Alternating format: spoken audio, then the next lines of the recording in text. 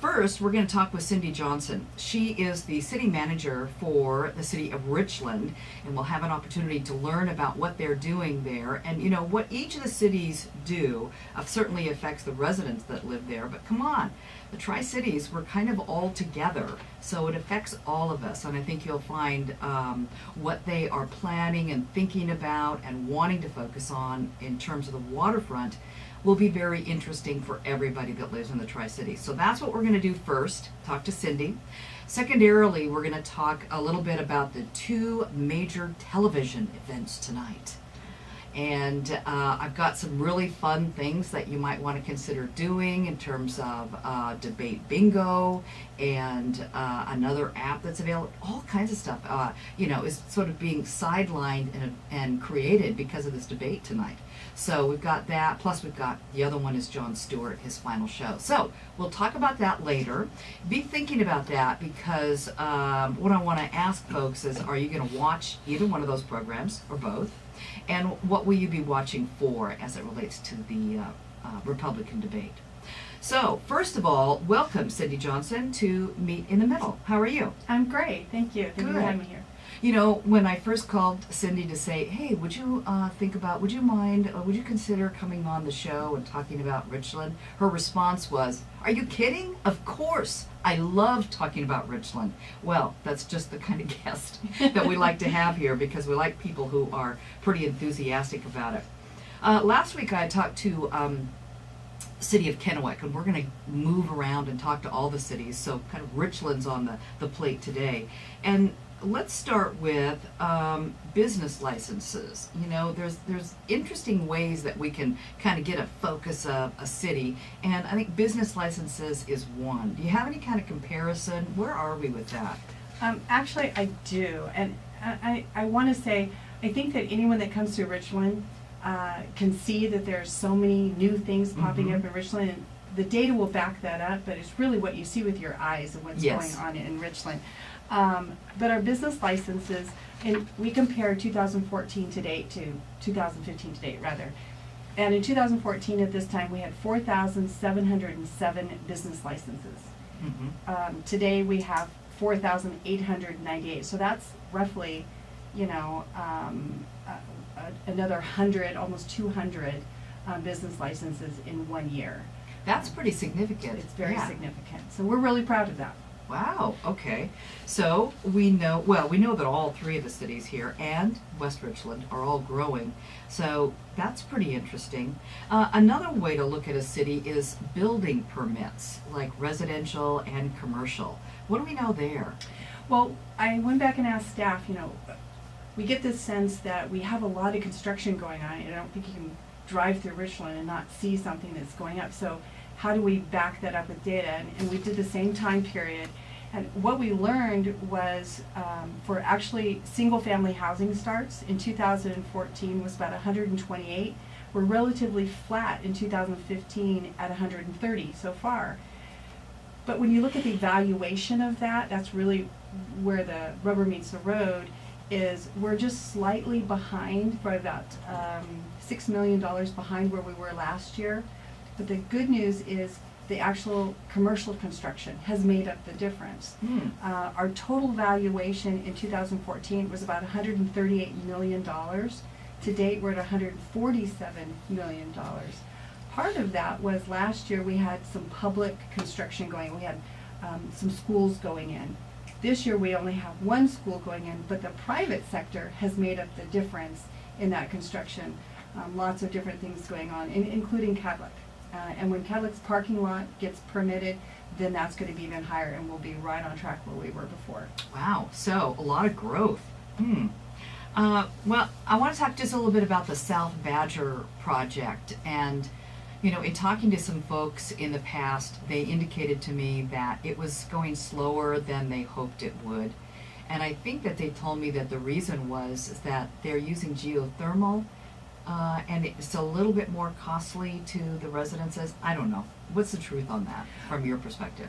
Well, we know that they had a lot of grand ideas, and I think they tried them out, and I think there were some items that they placed in that they may be true, but on the city's part, we had some restrictions from the very beginning based on when they first came into town, and those have been lifted, giving them a little bit more leeway to do some of the things that they need to do.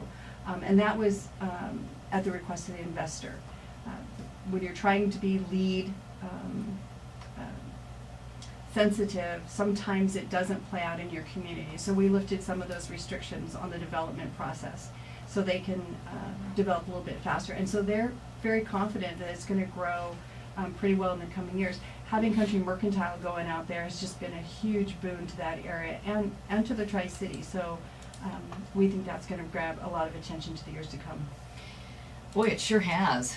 Just the one time I went out there, I was just, it was during the day, and I was really surprised at how many cars there were in the parking lot and how many people. It's quite a business. Yeah, they've done a nice job. So that brings a lot of people coming in there to kind of look at just test out, look at the area and would I want to live here? Whereas before, people may not have driven in there. So that's kind of a clever move there.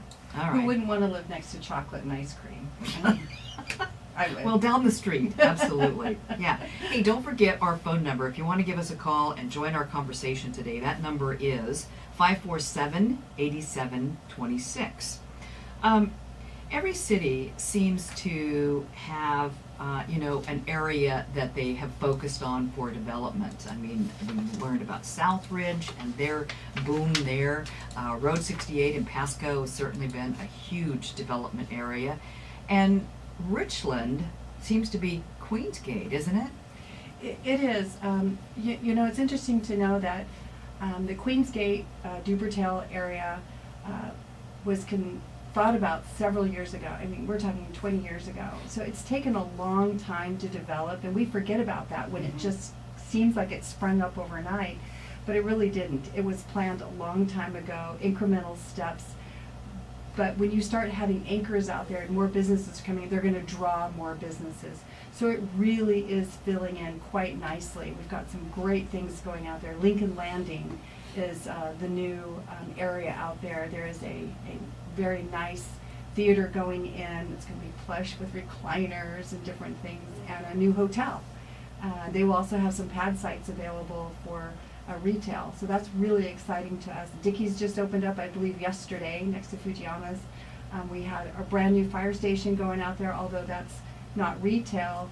It's important for us to serve that area, and putting in the new fire station certainly helped with that. So Queensgate is a booming area, but we're not forgetting about other areas of the city. Like you said earlier, the waterfront is really important to us, and how we're going to be able to redevelop the area down there. And of course, our core area down where City Hall is, we are looking to move our City Hall in the next few years so we can redevelop that corner right there on Swift and George Washington Way, have more economic base right there. Why? I mean, what would you do on that corner? It would be city building, or give it to a private and not sell it to a private investor, or what? The plan right now is to sell it and have some economic development resources right there. If you look at George Washington Way and Swift, that's a major corridor right there on Swift. Some of the different things that we've done to make it look nicer, to be able to move traffic off of George Washington Way, to keep people down in the core area and maybe spend their dollars a little bit more and have a place to stay after work. Maybe go grab a beer or a nice dinner, glass of wine with someone, have some retail. And we know that we're sitting on a prime spot, so we need to get out of the way. We need to get out of the way of developers. That's interesting. We're going to take a break here, but what I also want to suggest, a lot of times we are in our own communities. If you haven't been out to Queensgate and seen all that development, you really should, because I think you'll be very surprised at what the retail opportunities for you as a consumer are out there. We're back in a moment. This is Meet in the Middle. I'm Christine Brown. We are learning about the city of Richland today and what's going on over there. My guest is Cindy Johnson. She's actually been with the city since 2003, and that's when she started in the city manager's office as the deputy manager. Is that what you said? Is that the title? It was actually assistant city manager. I like deputy. I like deputy manager better. I know. Okay. And so she became the city manager in 2007.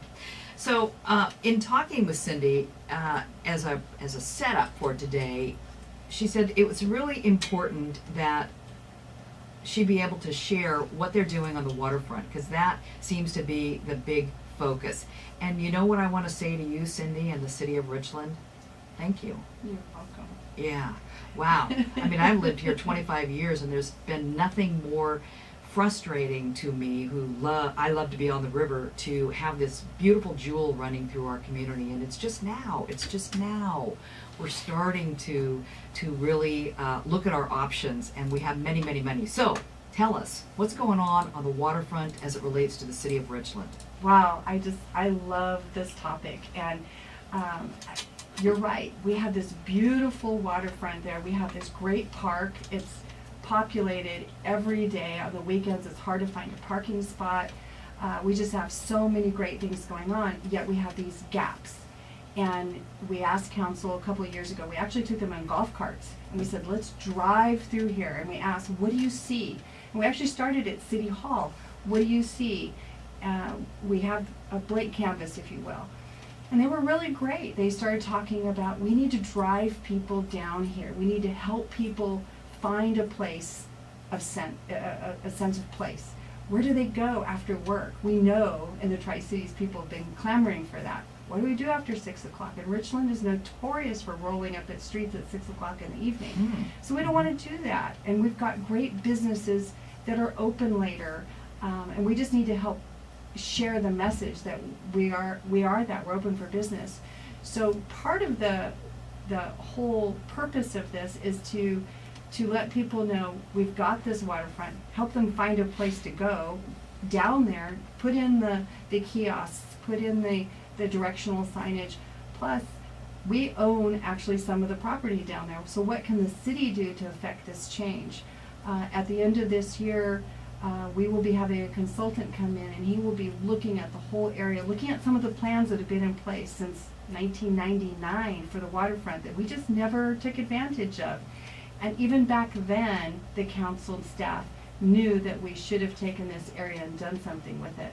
Something more than we've already done. We need to capitalize on Anthony's being down there, Bud's Broiler that just opened up, Lulu's restaurant that's going in down there. We're having a new hotel that's going in that will have some spas in it. And then we have Columbia Point. What do we do with that? So it's really about trying to figure out how to get people down there. You know, George Washington Way is a real critical piece to that. There's only 2 ways into that area, Columbia Point Drive and Bradley. Those are the only 2 ways in. So how do you make this big strategic plan with that in mind?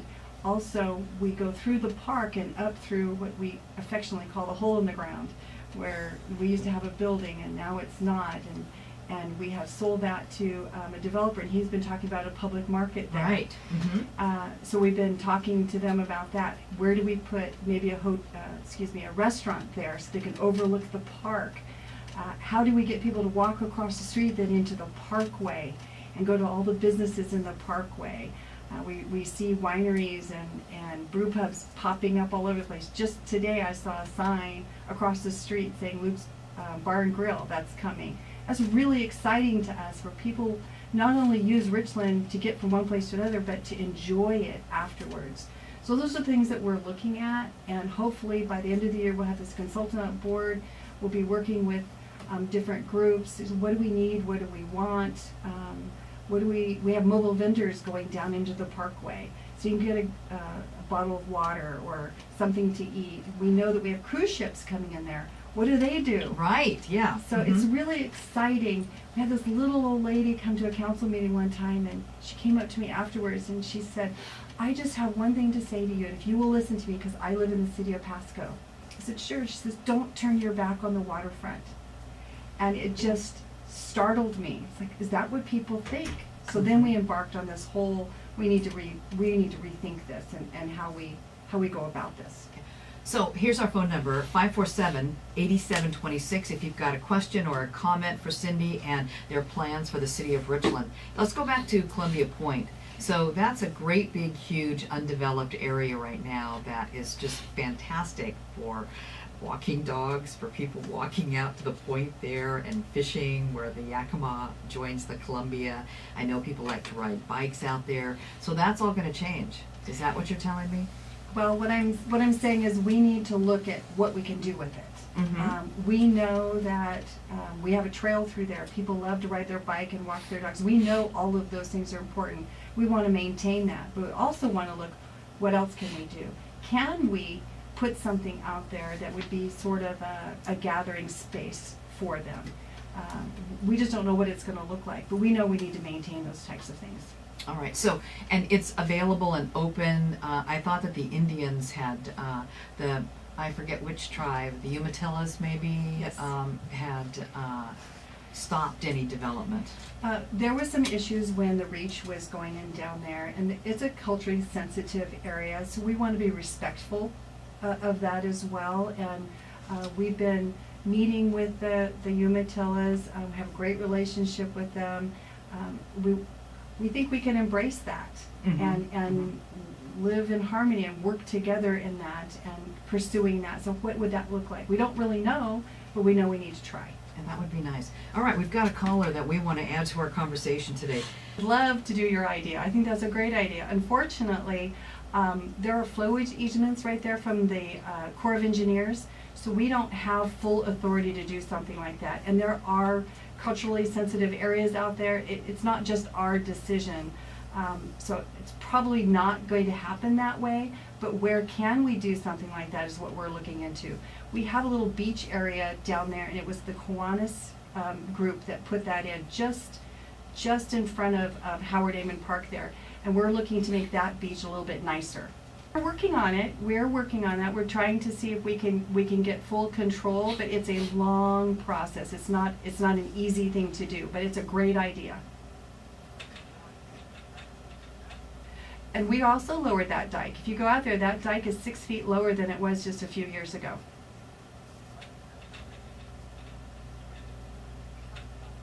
Thank you.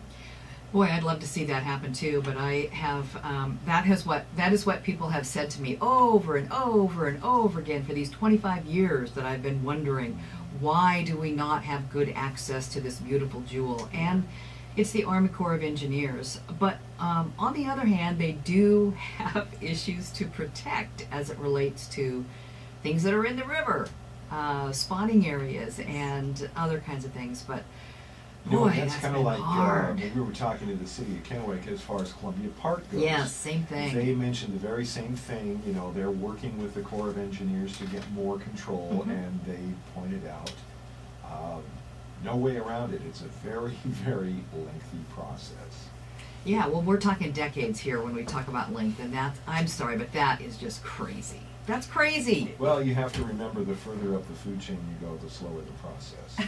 It's just, yeah, not good enough. But I do appreciate, and I think other people do too, that that our cities are finally really jumping in, trying to do things. So what you're talking about in terms of development is not so much the actual shoreline where the water meets the shore, but up above that, beyond that, where you do have actually more control and you can determine what goes on there, right? Yeah, yes, absolutely. Because the shoreline itself, some places we have to do remediation and mitigation because, like you said, there are fish and there are other entities that dictate to us. So we're really trying to concentrate on what can we do rather than always beating our head up against the wall about the things that we can't do. Right. We're going to continue to work towards those things like Columbia Park. You know, Richland owns part of Columbia Park as well, just like Kennewick, and we have a combined master plan for that area, and it takes into consideration some of the shoreline. What can we do differently with that? And we're continuing to work on those plans, but we don't want to not take advantage of something that we can do sooner. Well, I love that strategy, man. So do something. Do anything. do something. That's good. Our phone number 547-8726. We had a gentleman on that talked about the Richland public market. Or actually, it would probably be Tri-City, something more general. But you know, what's going on there? I mean, yeah. So it's our beloved hole in the ground. Yes. We talked about it a few minutes ago. The developer that is working on that is looking to have a strategy for a public market. He's met with us, great idea. We met recently with them, and we've asked them to slow down just a little bit until the end of the year when we can have that consultant on, so we can do a more concerted effort of what the whole plan looks like. How does a public market feed into this waterfront area and then across the street back into the parkway? We want to have a thoughtful process. We want to get it right, and they're on board with that. We think that it'll all work together, but we just don't want to do bits and pieces. So we're going to wait till the end of the year till that consultant comes on and walks us through that. Interesting. All right. Hey, we better take another break here, John. You know, another thing that I want to talk about is code enforcement. I know a lot of people get really frustrated, like, what can I do with my neighbor that's so messy? Well, we're going to ask Cindy about that. Stay with us. This is Meet in the Middle. I'm Christine Brown.